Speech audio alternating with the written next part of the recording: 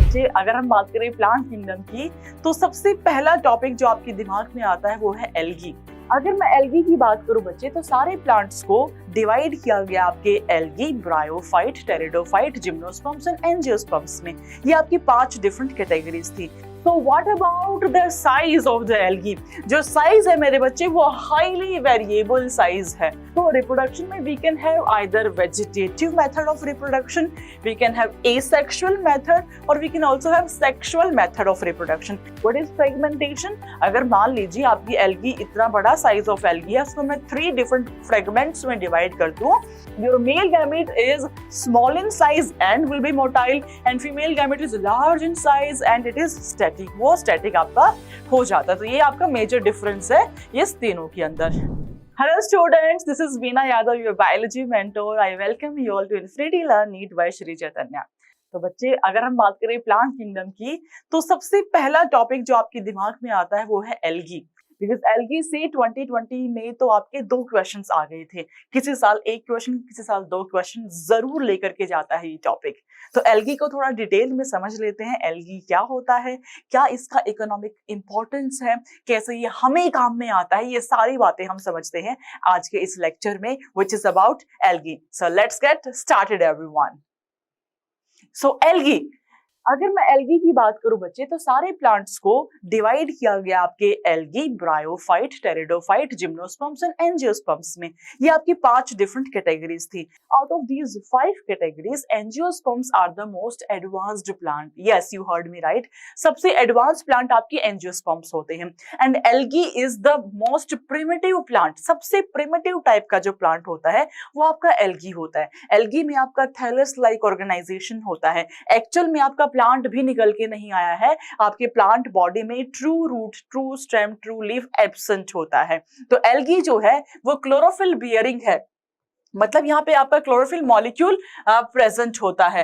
भाई बहुत सारे बच्चे कंफ्यूज हो जाते हैं आपके एल्गी एंड फंजाई में भी। तो ये दोनों ही बिल्कुल ही एंटायरली डिफरेंट 2 ऑर्गेनिज्म है। जो फंजाई है उसमें क्लोरोफिल मॉलिक्यूल एब्सेंट होता है और एल्गी में क्लोरोफिल मॉलिक्यूल प्रेजेंट होता है। Thereby your algae is autotrophic. Algae हमारा ऑटोट्रॉपिक होता है, ये आपका क्लोरोफिल बियरिंग होता है। ये सिंपल है, ये थैलॉइड है, ये ऑटोट्रॉपिक एंड लार्जली एक्वेटिक है।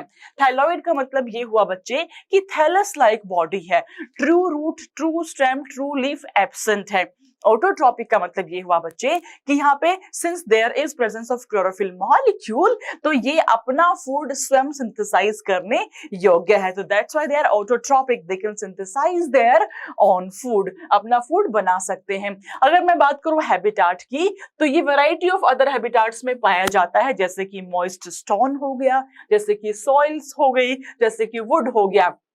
Some of them also occur in association with fungi. कुछ ऐसे भी हैं जो कि म्यूचुअलिस्टिक रिलेशन को एस्टैब्लिश करते हैं एंड सिम्बायोटिकली एग्जिस्ट कर रहे होते हैं विद लाइकन्स। एंड कुछ ऐसे भी है जो एनिमल्स के साथ में सिम्बायोटिकली एसोसिएट कर रहे होते हैं, जैसे कि आपका स्लॉथ बेयर हो गया। तो फंजाई के अंदर आपका एल्गी एंड लाइकन्स के अंदर आपका एल्गी एंड फंजाई दोनों सिम्बायोटिकली एसोसिएट कर रहे होते हैं। ये देखो इस तरीके से आपकी एल्गी प्रेजेंट होती है। दिस इज योर एल्गी, ऐसे एक्वेटिक है ये नेचर में, right everyone. So what about the size of the algae? जो साइज है मेरे बच्चे वो हाईली वेरिएबल साइज है, बहुत ही डिफरेंट साइज प्रेजेंट होता है। एल्गी जो है वो माइक्रोस्कोपिक भी हो सकता है, मतलब सूक्ष्म भी हो सकता है, और बहुत बड़े बड़े साइजेस भी आपको मिल सकते हैं एल्गी में। एल्गी को सोच के हमें लगता है कि यार एकदम स्मॉल सा क्रीपिंग सा स्ट्रक्चर है, तो ऐसा नहीं है। We have variety of sizes in the case of algae. तो we can have microscopic unicellular algae which is a Chlamydomonas. So this is your Chlamydomonas. इस तरीके का आपको माइक्रोस्कोपिक यूनिसेलुलर एल्गी भी देखने को मिलती है। हो सकता है एल्गी आपकी कॉलोनीज में एग्जिस्ट करे तो उसको आप कॉलोनियल फॉर्म कहते हैं। दिस इज योर वॉलवॉक्स जिसकी कि इस तरीके से कॉलोनीज बन रही होती है, कॉलोनीज में पाया जाता है। ये फिलामेंटस फॉर्म में भी एग्जिस्ट कर सकता है, जैसे कि यूलोथ्रिक्स एंड स्पाइरोगायरा, ये दोनों आपके फिलामेंटस फॉर्म में पाए जाते हैं। And we can also have massive plant body जैसे कि आपकी कैल्प। जो आपकी केल्प है वो मैसिव प्लांट बॉडी को रखता है। तो अगर हम साइज की बात करें तो माइक्रोस्कोपिक से लेकर के बहुत मैसिव प्लांट बॉडी हर टाइप का पाया जा सकता है आपके एल्गी के केस में, right. Then what about the reproduction? अगर कोई आपसे पूछे कि कैसे रिप्रोड्यूस करती है एल्गी, तो रिप्रोडक्शन में we can have either vegetative method of reproduction, we can have asexual method, और we can also have sexual method of reproduction.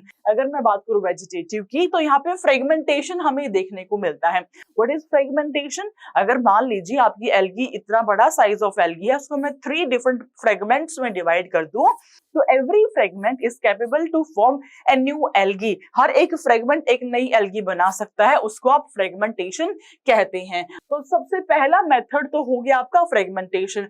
दूसरा हो जाता है बच्चे asexual method. What is asexual? A का मतलब हो जाता है एब्सेंस, मतलब absence of sexual reproduction. What is sexual reproduction? If there is fusion of gametes, उसको आप सेक्सुअल रिप्रोडक्शन कह देते हैं। और अगर फ्यूजन नहीं है गैमेट्स का, उसको आप एसेक्सुअल मेथड कह देते हैं। तो एसेक्सुअल के अंदर आपके गैमेट बनते तो हैं, हो सकता है कभी बने, हो सकता है गैमेट्स ही ना बने, बट अगर गैमेट्स बन भी गए तो वो कभी फ्यूज नहीं होंगे, उसको आप एसेक्सुअल मेथड ऑफ रिप्रोडक्शन कहते हैं।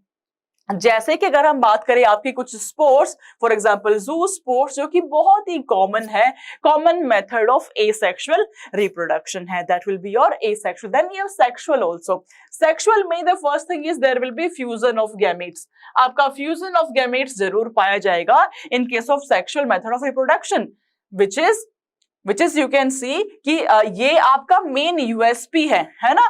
तो अगर हम बात करें रिप्रोडक्शन की, तो we can either have vegetative method, we can have asexual, or we can have sexual method also. Vegetative में we have fragmentation. Supposingly your algae has been divided into 4 or 5 fragments. In that case, every fragment is capable to form a new algae. That method is your vegetative. Then we have asexual, मतलब आपका जो fusion of gametes है वो नहीं हो रहा है, वो absent है, तो आपके spores produce कर सकती है, उस algae को आप asexual में रख देते हैं। Uncommonly we have zoo spores, जो कि एल्गी प्रोड्यूस कर रही होती है। Then we have sexual.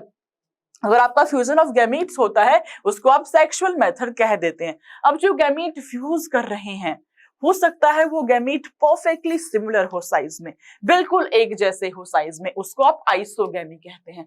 हो सकता है वो साइज में डिफरेंट हो, उसको आप अनाइसोगैमी कहते हैं। और अगर डिफरेंट हो तो उसको आप ऊगैमी भी कह सकते हैं। तो what is isogamy my dear kids? Isogamy का मतलब ये हुआ कि जो दो गैमीट्स हैं आपके, they are absolutely similar in size, similar in shape.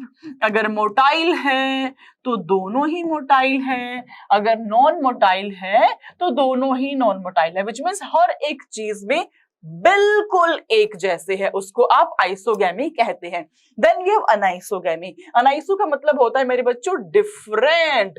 तो जो फ्यूजन हुआ है वो डिफरेंट टाइप ऑफ गैमीट्स का हुआ है, लेकिन जो साइज होगा ना बच्चों, that size is having marginal difference.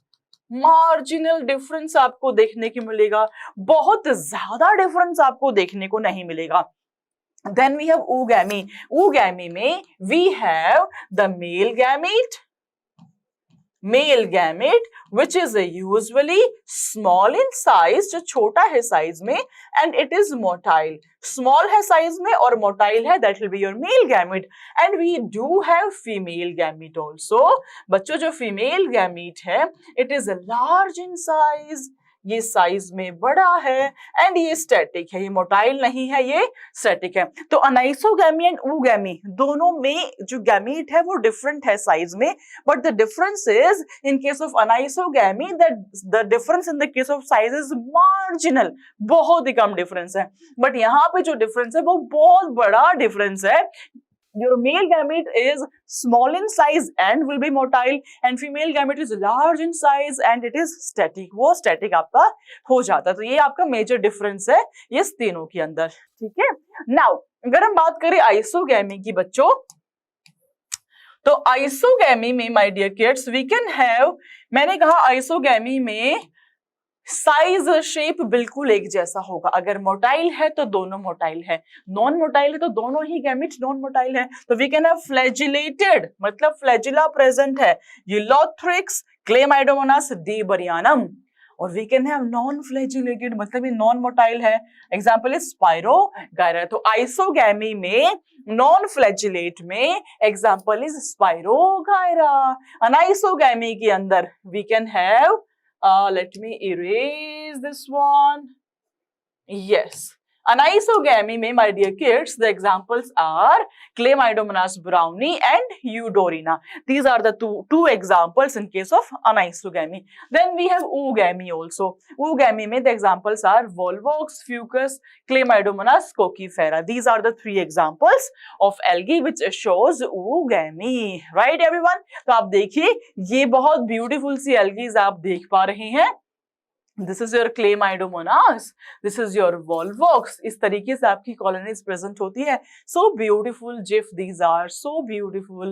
ये आपका यूडोरिना है, ये आपका वॉल्वोक्स है, ये आपका क्लेमाइडोमोनास है। Now moving on to topic जिसपे बहुत सवाल आपके आते हैं, which is economic importance of the algae.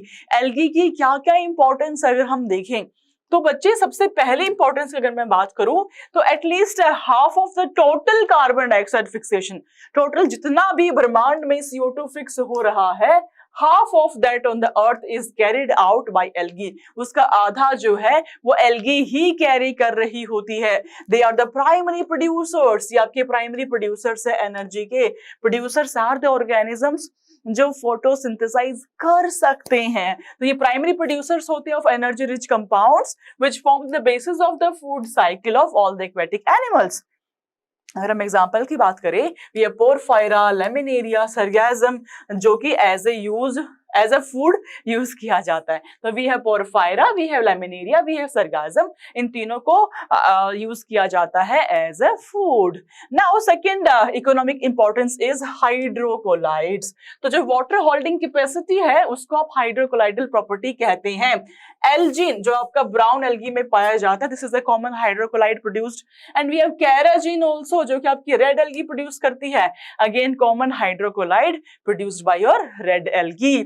Third economic importance which is very important is agar agar, जो कि एक कमर्शियल प्रोडक्ट है, जो कि as a solidifying agent use होता है किसमें, आइसक्रीम्स में एंड जेलीज में, और ये माइक्रो ऑर्गेनिजम्स को ग्रो कराने में भी यूज होता है क्योंकि यही तो न्यूट्रिएंट सॉल्यूशन को सॉलिडिफाई कर रहा होता है। तो जो अगार अगार है ये कमर्शियल प्रोडक्ट है जो ऑब्टेन किया जाता है from red algae, specifically Gelidium and Gracilaria. तो Gelidium and Gracilaria are the two red algae which are going to produce your agar agar. Then we have number 4 chlorella and spirulina, very important. Chlorella and spirulina, they are the unicellular algae. They are rich in proteins and they are used as food supplement even by the space traveler. जो space travel है वो भी as a SCP, single cell protein के जैसे Chlorella and Spirulina को use कर रहे होते हैं। These are your unicellular algaes, right everyone. तो ये आपकी इकोनॉमिकल इंपॉर्टेंस थी एल्गी की। एल्गी क्या होता है, क्या इकोनॉमिकल इंपॉर्टेंस, ये हमने समझा। इस पे आपका 1 या 2 क्वेश्चन आ सकते हैं एग्जाम में। So you have to stay tuned for more such information and don't forget to subscribe our channel. Will see you soon in the next class. Till then lots of love and blessings to all of you. Bye everyone, take care, God bless.